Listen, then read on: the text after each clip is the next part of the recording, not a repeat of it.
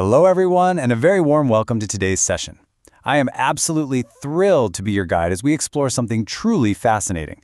Today, we're going to crack the code on how machines actually think by diving deep into number systems and binary codes. So, let's jump right in and uncover this hidden language of our computer, shall we?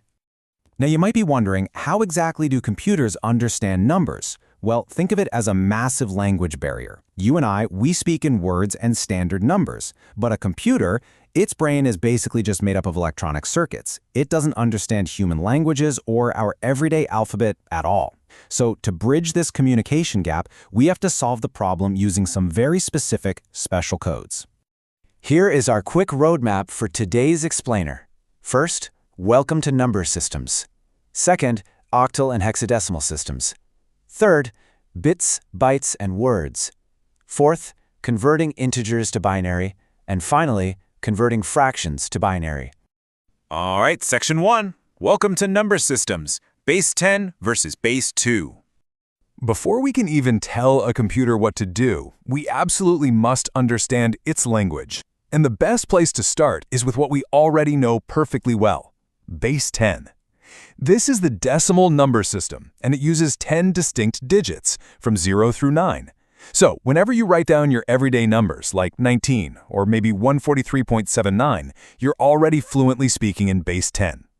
Now let's contrast our decimal system with base 2, which is the binary number system.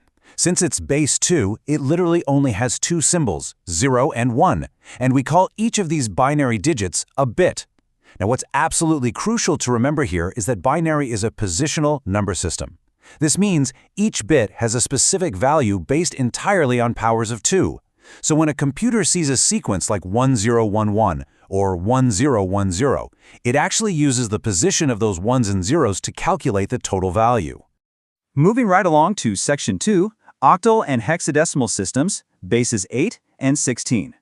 Because binary strings can get incredibly long and honestly pretty hard for us humans to read, computer scientists use other bases as clever little shortcuts. First up is the octal number system. This is base 8, and it uses digits 0 through 7. What's super vital to grasp here is the underlying math. Every single octal digit perfectly represents exactly 3 binary bits.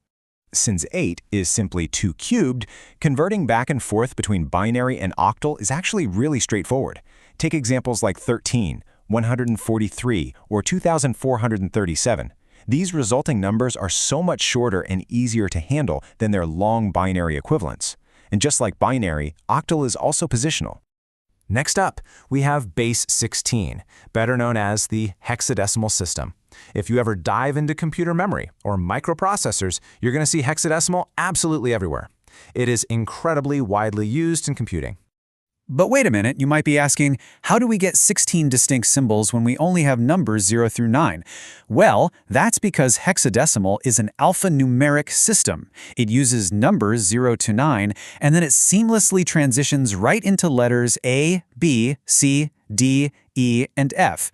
This brilliantly explains why you'll see letters mixed with numbers in our examples here, like 9A, 2AF, or 3F1.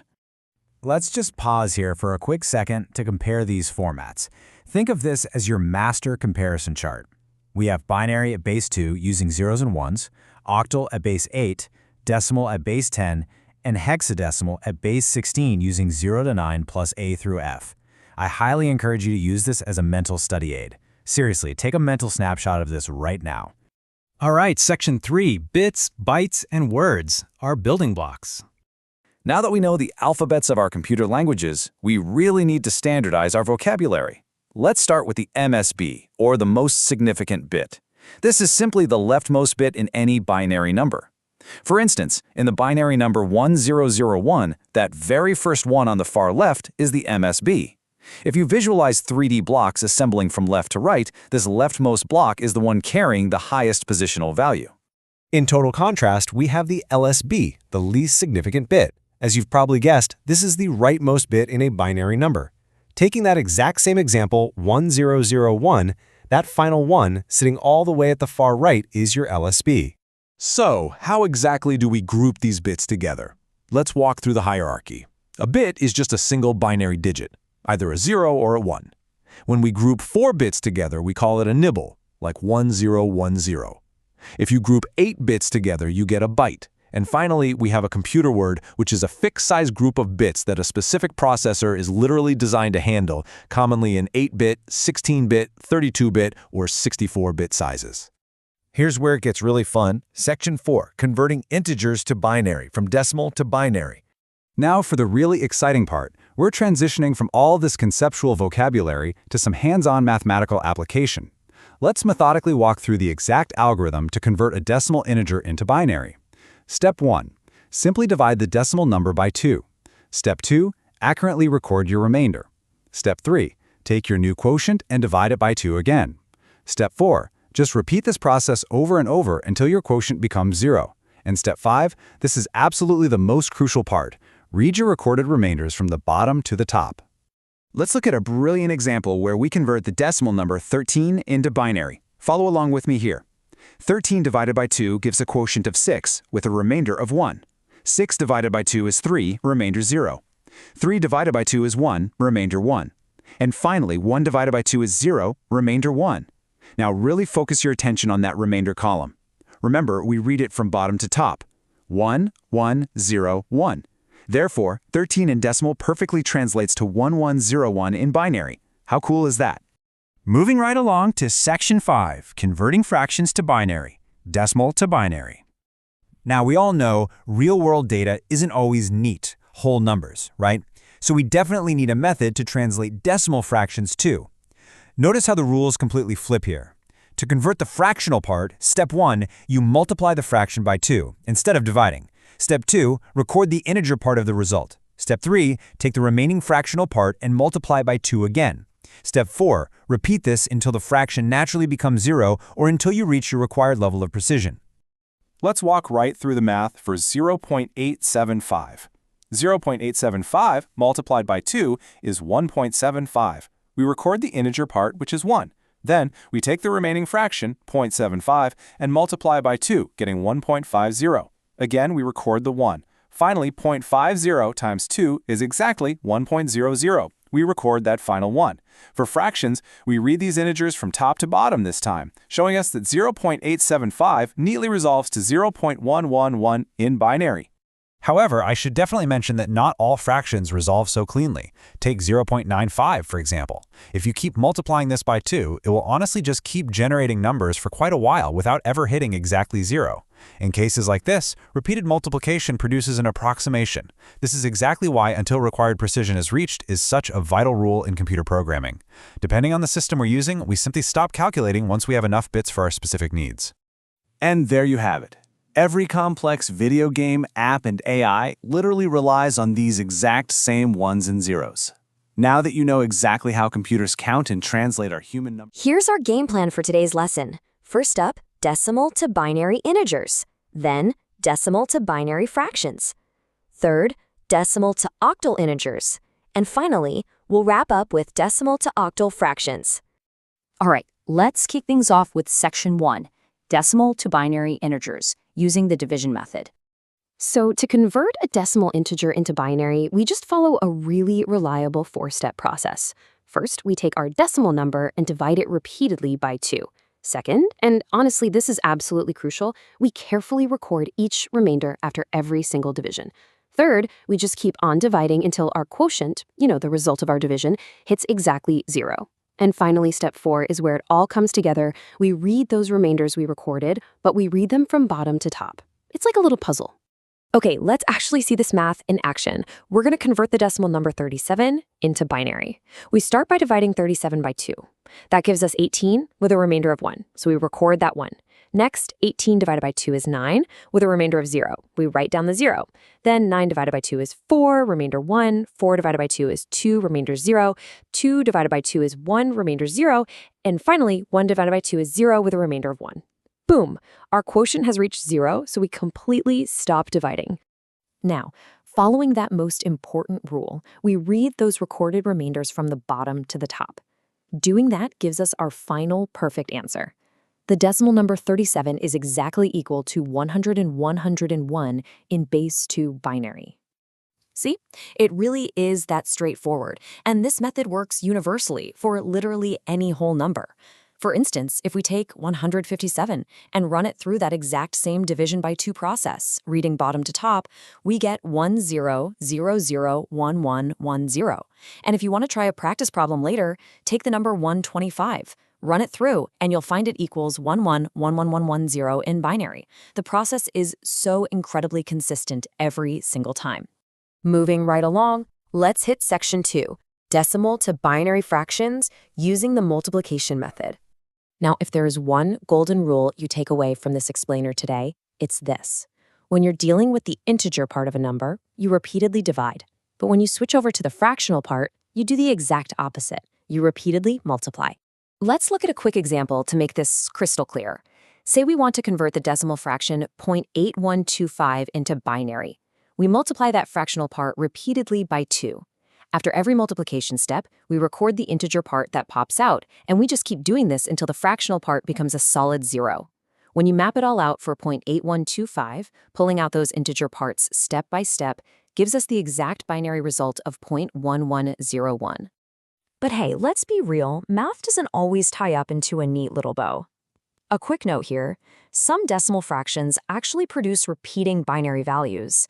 So if you're multiplying by 2 and the numbers just keep repeating without ever hitting 0, don't panic. You simply stop once you've reached the required number of binary digits for your desired accuracy. We call this result an approximation.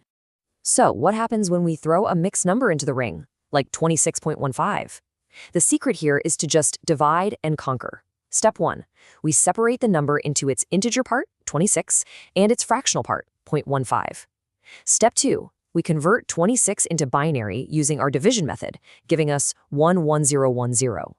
Step 3, we convert 0.15 into binary using our repeated multiplication method, which gets us an approximate result of 0.00100. Finally, you just stick them back together. Let's look at one more mixed number, just to be sure we've got it. Converting 41.7 to binary. First, we separate. The 41 becomes 101010. The 0.7 gives us that approximate binary value of 0.10110.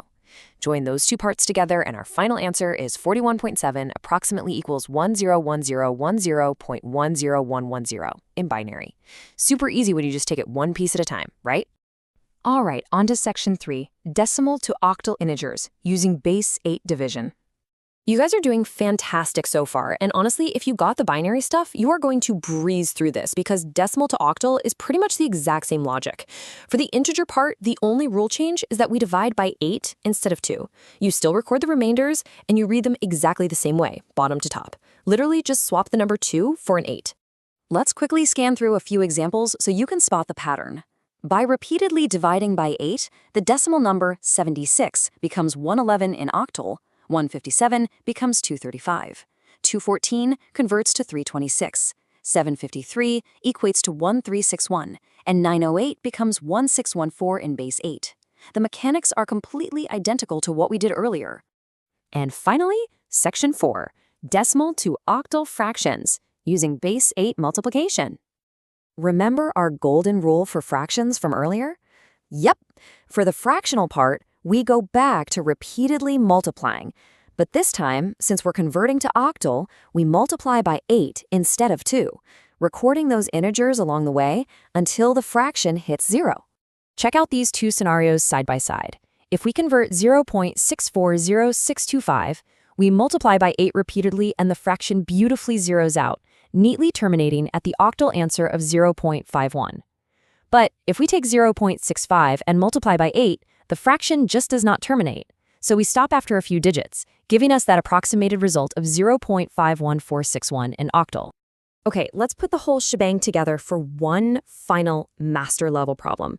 We are going to convert the mixed decimal 467.43 into octal.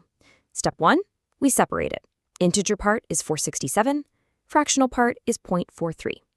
Step 2, we conquer the integer part using repeated division by 8. Step 3, we handle the fractional part using repeated multiplication by 8. Once you calculate those two distinct parts and snap them together, we get our grand finale answer. The decimal number 467.43 is approximately equal to 723.33412 in octal format. See? You just solved a massively complex-looking problem with zero stress. So the ultimate key to success here today is just remembering to separate your integers from your fractions, divide the integers, multiply the fractions, and you are golden. Now you have the tools to convert any decimal number into binary or octal. But before you go, I want you to think about this. If base 2 uses 2 digits and base 8 uses 8, how in the world do we calculate conversions for base 16 when we literally run out of numbers? On something incredibly powerful. I'm talking about the master key to digital number systems. You know, this is literally the foundational language of the entire digital world, and we are going to break down exactly how these mathematical conversions actually work. Okay, here's our agenda for today. First up, translating number systems. Second, we'll go from decimal to hexadecimal. Third, binary to decimal. Fourth, octal to decimal. Fifth, hexadecimal to decimal. And finally, we'll wrap up with a universal takeaway. All right, let's jump right into section 1, translating number systems. So here's the big question, right? How do we actually translate our everyday numbers into a language that computers understand, and vice versa? Because digital systems, they don't think like us. They use binary, octal, and hexadecimal. So to really talk to them and to actually understand what they're saying back, we have to master the art of translation. It's like cracking a secret code. Which brings us to section 2. Decimal to hexadecimal. Let's say we want to encode whole numbers into base 16. We use a really simple 3-step process for this. Step 1, you just repeatedly divide the decimal integer by 16. Step 2, carefully record the remainders from each of those divisions. And then step 3, and this is the absolute crucial trick here, you read those remainders in reverse, from bottom to top. Let's actually see this rule in action with example 16. Say we want to convert the decimal number 76 into hexadecimal. We take 76, divide it by 16. That gives us a quotient of 4 with a remainder of 12. Now remember, in hexadecimal, we use letters for the values 10 through 15, so that 12, it becomes a C. Next, we take that quotient, 4, and divide it by 16. That gives us 0 with a remainder of 4. And since the quotient is 0, we stop. Finally, we just read those remainders from bottom to top. And boom, there it is. The decimal number 76 translates perfectly to the hexadecimal number 4C. Honestly, it's just basic division and reading upwards. How cool is that? But hold on, fractions require a complete flip of the script. Let's look at example 19, which is 22.64. For the integer part, the 22, we just repeatedly divide by 16 and read bottom to top like we just did. But for the fractional part, the 0.64, we do the exact opposite. We repeatedly multiply by 16 and then read those resulting integers from top to bottom. Let's break it down. Take 0.64 times 16 and you get 10.24. We pull out that integer 10, which, remember, is A.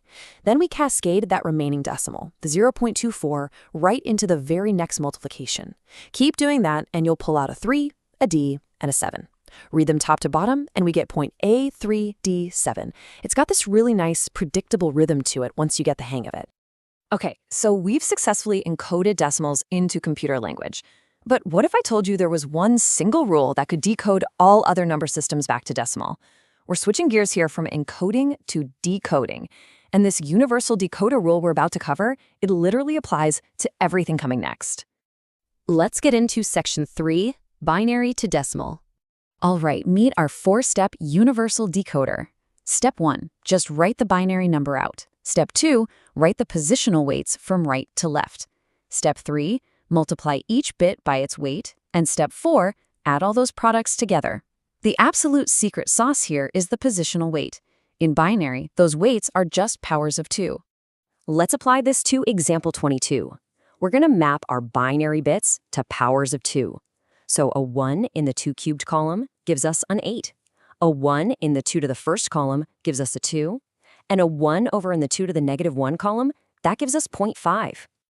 You just add up those non-zero products, 8 plus 2 plus 0.5, and we get our final decimal answer, 10.5. Simple, right?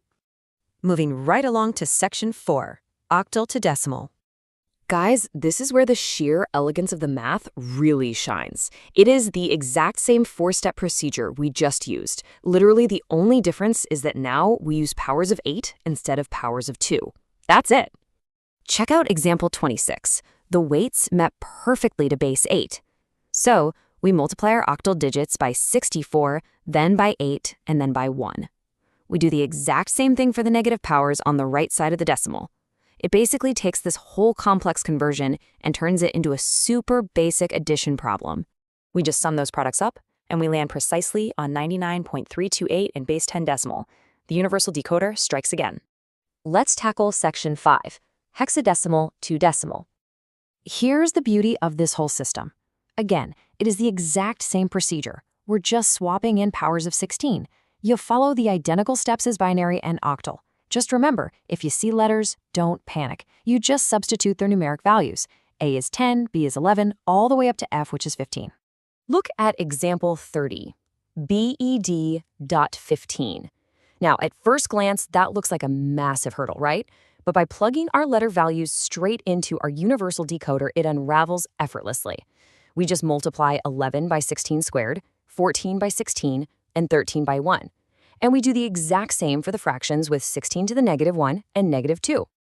Add all those products together, so that's 2816 plus 224 plus 13 plus the fractions, and it beautifully unravels to reveal our final decimal number, 3053.083. Just like that, you decoded a complex hexadecimal string. Honestly, look at how much ground we've covered today. You now possess the 2 master keys to digital translation. If you want to encode a decimal into any base, you just use repeated division for the integers and multiplication for the fractions. And on the flip side, if you want to decode any base back to decimal, you simply multiply each digit by its positional weight from right to left and add them up. We've taken the mysterious, intimidating language of computers and proven that it is entirely accessible through just a couple of simple mathematical rules. If every single piece of digital data out there, every video, every app, every text message, is at its core just a mathematical conversion between these number systems, well, what complex code will you crack next? Have you ever stared at a massive string of ones and zeros and thought, how in the world does a machine actually make sense of that? Well, today we're literally translating the root language of machines into dialects that we can easily wrap our heads around. It's kind of like discovering the Rosetta Stone of computing. We're going to decode exactly how these systems talk to each other and, perhaps most importantly, how we can flawlessly translate between them without getting completely lost in the math. So here's our game plan for today's explainer. Number 1, the binary foundation. Number 2, octal, the 3-bit system. 3, hexadecimal, the 4-bit system. 4, the binary bridge. And finally, number 5, mastering binary addition. All right, let's jump right in with Section 1, the binary foundation, the root language of machines. To really get this, we need a Rosetta Stone, a perfect mapping of how decimal numbers, specifically 0 through 15, translate directly into their binary and hexadecimal equivalents. Now think about the normal progression we use every day. In our standard decimal system, we count from 0 up to 9, right? And then we reset and move to 10. But in binary, we literally only have zeros and ones. So a decimal 0 is just 0000, and a decimal 15 maxes out at 1111. And if you step over to hexadecimal, well, it steps in to represent those larger values from 10 to 15 by simply using the letters A through F. Having a mental map of these exact relationships is basically your ultimate cheat sheet for everything we're about to cover. Now, a totally crucial point before we actually start translating anything. You have to know your directional anchors. When you're dealing with a super long string of ones and zeros, you can't just start chopping it up wherever you feel like it. We always group bits starting from the binary point. Think of it exactly like a decimal point. From there, we move outwards. We move to the right toward what we call the least significant bit, or LSB, and we move to the left toward the most significant bit, or MSB. Getting this left-right direction locked down is the absolute secret to perfect translation every single time. Okay, Section 2, octal, the 3-bit system which is a base 8 number system. Octal is entirely about the rule of 3. If you want to translate from binary into octal, you just take your binary string and group it into chunks of exactly 3 bits, starting right from that binary point we just talked about. And the best part? It works flawlessly in reverse. To go from octal straight back to binary, you literally just expand each single octal digit out into its specific 3-bit binary equivalent. So an octal 7 simply expands out to a binary 111.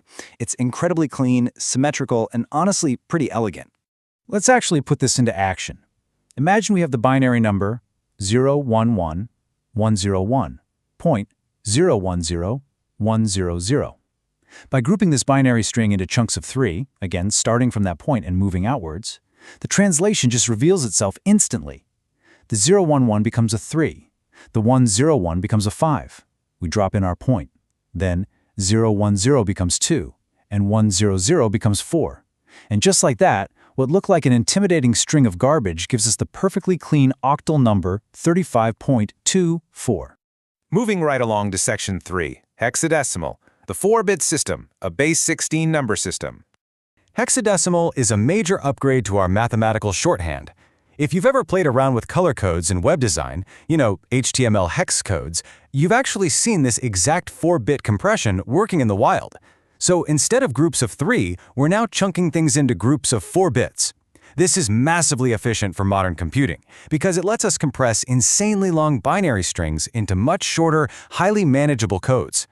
And just like octal, the translation is a two-way street. Binary to hex, make groups of 4. Hex to binary, just replace each individual hex digit, whether that's a number from 0 to 9 or a letter from A to F, with its exact 4-bit binary equivalent. Let's see how this builds out with a few quick examples. Think about a long binary string like 1110, 1100. Watch how neatly this compresses.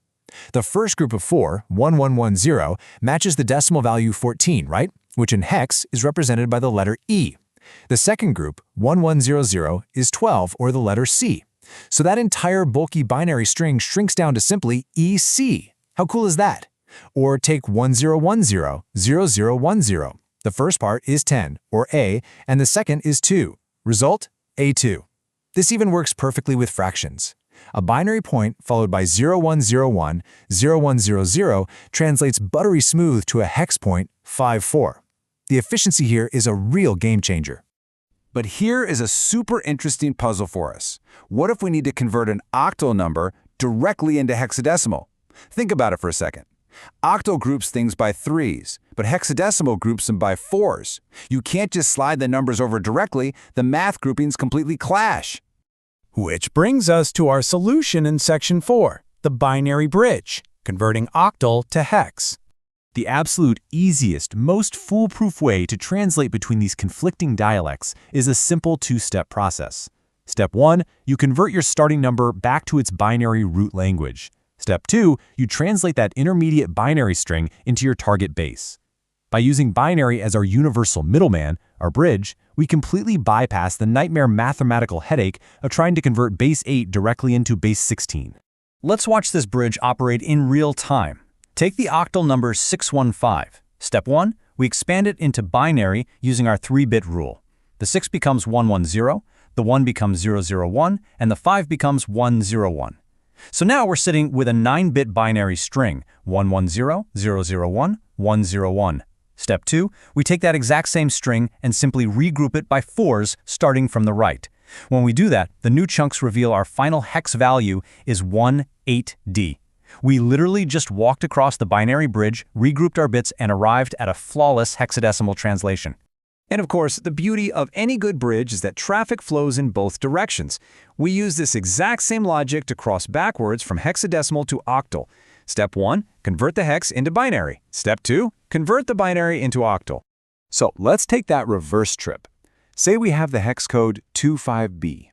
First, we expand it into a 12-bit binary sequence using the 4-bit rule. The 2 becomes 0010, the 5 becomes 0101, and B, which is 11, right, becomes 1011. We lay all those bits out in a line. Then we seamlessly regroup that exact sequence into chunks of 3. Reading from the left this time, those new chunks reveal the octal number 1133. Honestly, it's incredibly satisfying when it clicks, and you realize that beneath all these totally different looking numbers, it's literally just the exact same 1s and 0s being grouped in slightly different ways. Finally, let's wrap up with Section 5, Mastering Binary Addition. Let's tackle some basic math operations. I know a lot of people get instantly intimidated the second you mention binary math, but here is the secret. Binary addition follows the exact same logic as the decimal addition you learned back in grade school. You start on the far right at the least significant bit, and you just add upwards. The only trick here is that you carry over when your value reaches 2. But wait, since there is no number 2 in binary, a 2 is actually written as 1, 0. 1, 0. So 1 plus 1 equals 0, and you just carry that 1 over to the very next column. You literally just proceed to the higher significant bits, making absolutely sure to shift any carry resulting from the previous addition over to the next column. It's the exact same rhythm you already know, just played out on a much smaller playground of numbers. So I want to leave you with this thought to chew on. We've just seen that everything, from hexadecimal memory addresses to octal permissions, all the way to complex binary math, really just comes down to shifting carries and creatively grouping bits by 3s and 4s.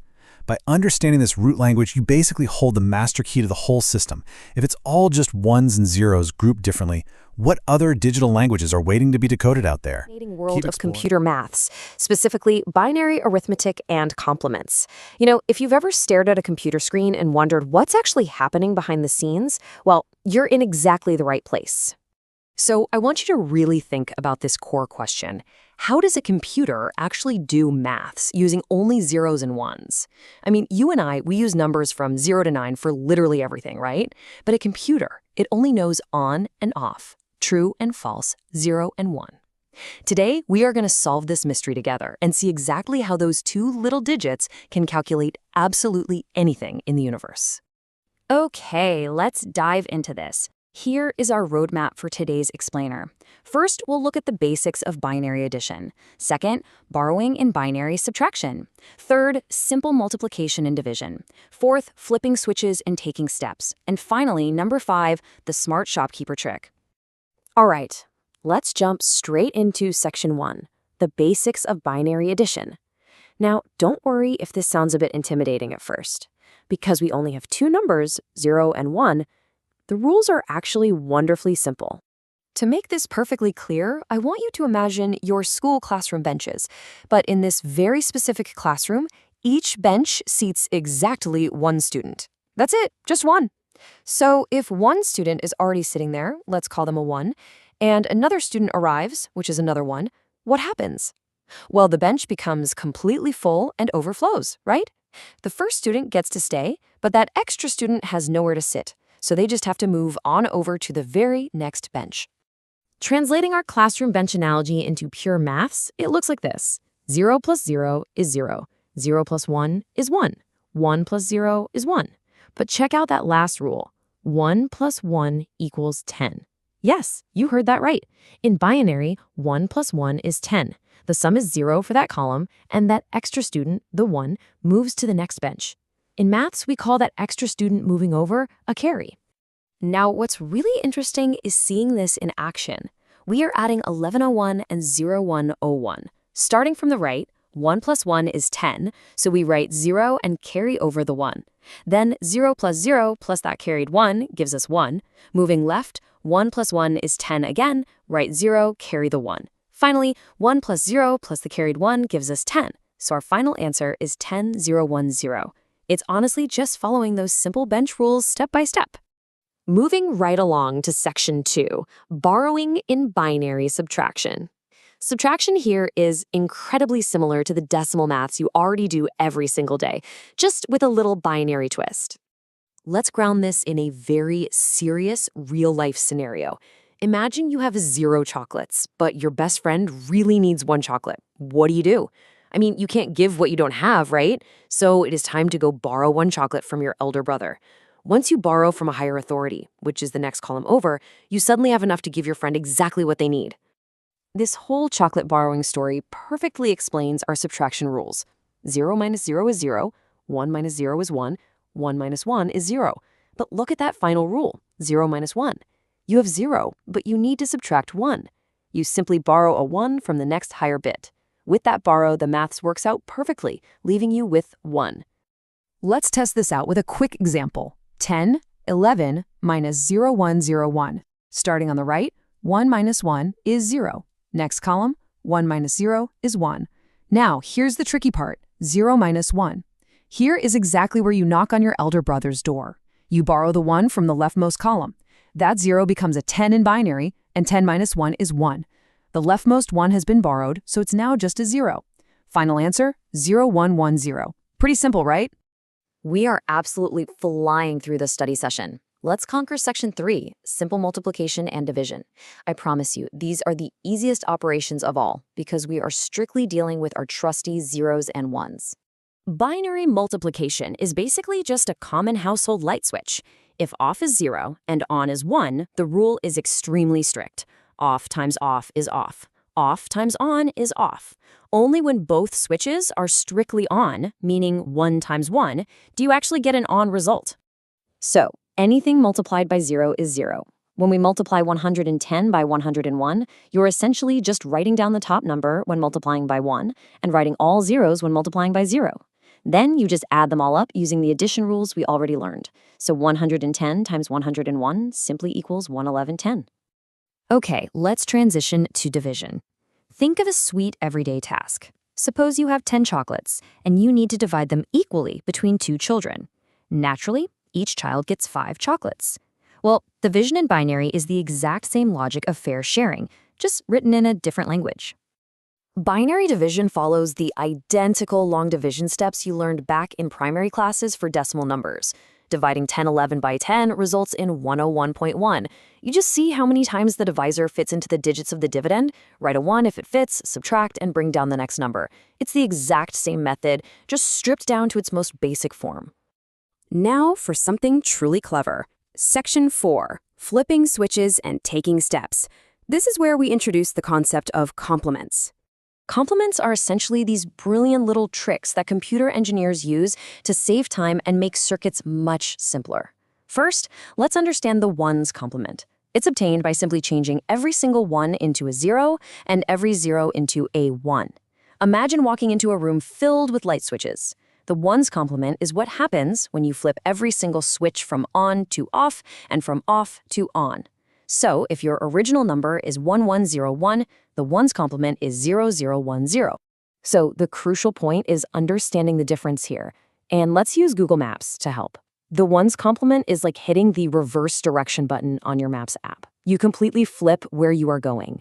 The twos complement is like reversing your direction, but then physically taking one extra step forward.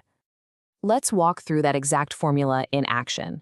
To get a twos complement, you first find the ones complement, and then you just add 1.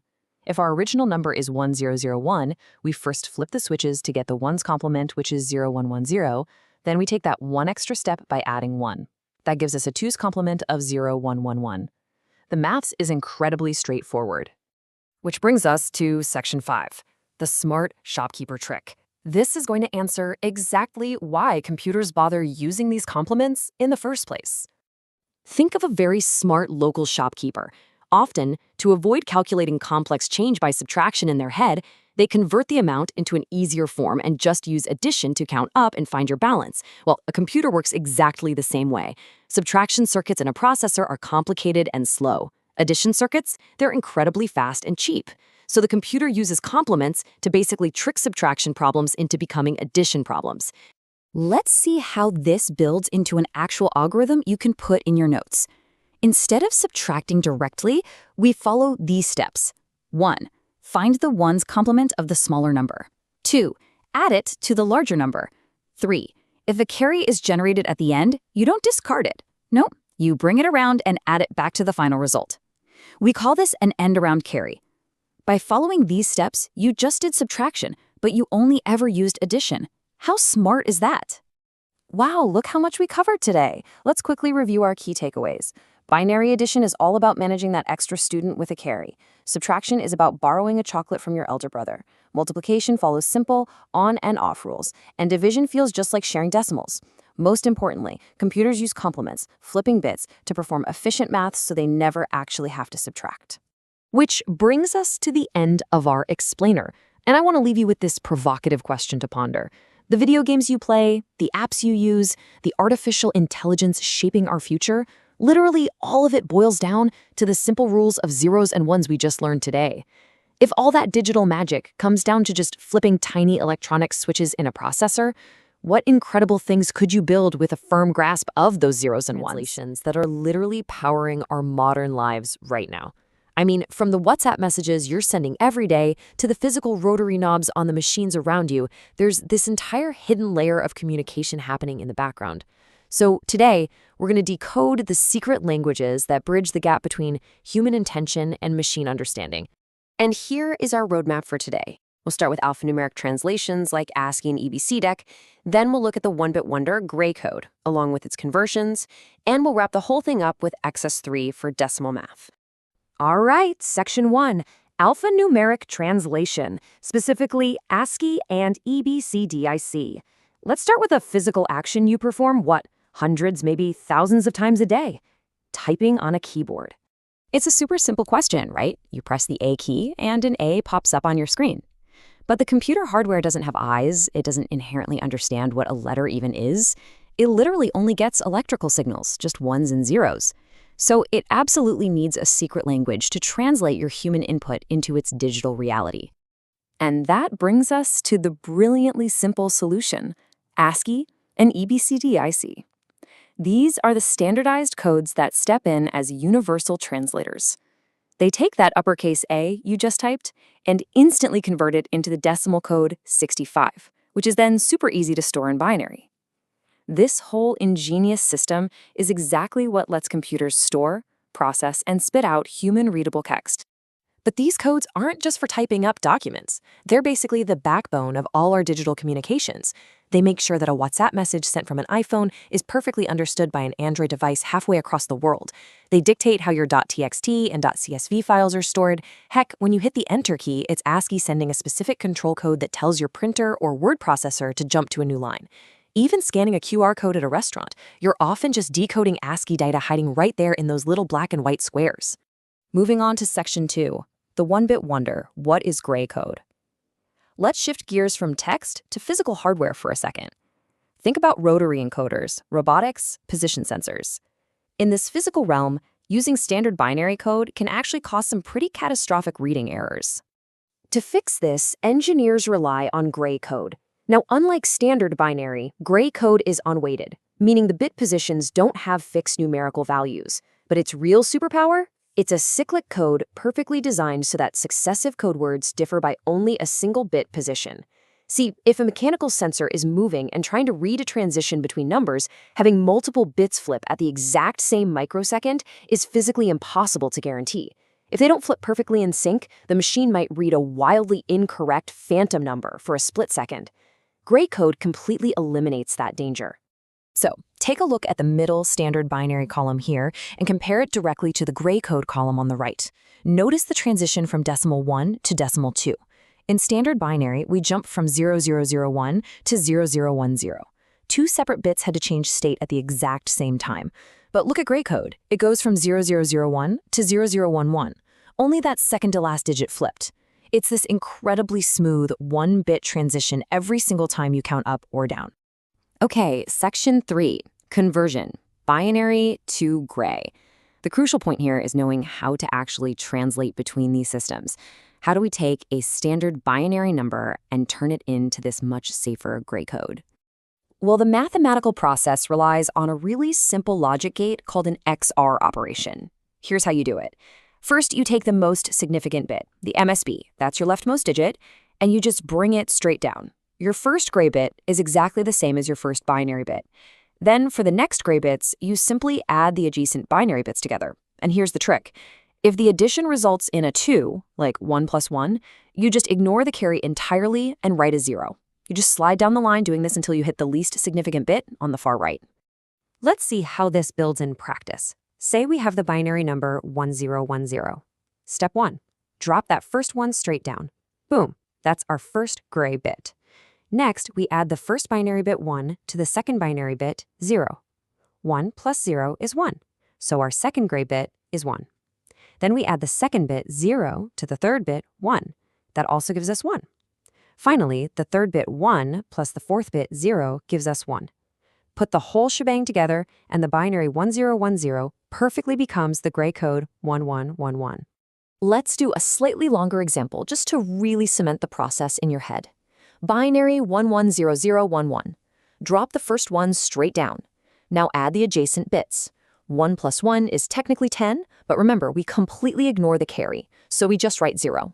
Next, 1 plus 0 is 1. Then 0 plus 0 is 0. 0 plus 1 is 1. And finally, 1 plus 1 gives us another 0, again ignoring that carry. So 110011 translates flawlessly to 101011 in Greek code. All right, section 4, conversion from gray back to binary. Because, communication goes both ways. Once that physical rotary knob sends its ultra-safe gray code to the computer, the machine's internal control system has to instantly convert it back to standard binary so it can actually do the math and understand the exact position. The reverse process is super similar, but the core rule changes slightly to a diagonal movement. You still drop the first bit straight down, exactly like before, but to find the next binary bits, you take the previous binary bit you just figured out, and you add it to the current gray bit in the sequence diagonally above it. And just like before, you always ignore the carry. Let's trace that diagonal path for the gray code 11101. First, drop the 1 down. That is our first binary bit. Now take that new binary 1, look diagonally up to the next gray bit, which is also a 1, and add them. 1 plus 1 is 0, skipping the carry. Now take that new binary 0, add it diagonally to the next gray 1, which gives you 1. Take that binary 1, add it to the gray 0, giving you 1. And finally, take that binary 1 and add it to the last gray 1, giving you 0. The result is a really swift, elegant conversion back to the standard binary of 10110. Which brings us to section 5, decimal math and Excess-3 code. Let's leave the physical sensors behind for a bit and talk about decimal math. We need to look at a digital code that is basically the absolute best friend to your everyday desktop calculator and all decimal arithmetic circuits. We're talking about Excess-3, or Excess-3 code. Excess-3 might sound a little complicated at first, but it's actually formed by a beautifully simple golden rule. Before you convert any decimal digit into a 4-bit binary member, you just add 3 to it. That's literally it. You just shift everything up by an excess of 3. Because we offset everything by 3, take a look at how a decimal 0 doesn't equal 000 anymore. It becomes a 3 in binary, which is 0011. A decimal 1 becomes 0100, which is normally 4. Now, why on earth do we do this? Well, it creates what engineers call a self-complementing code.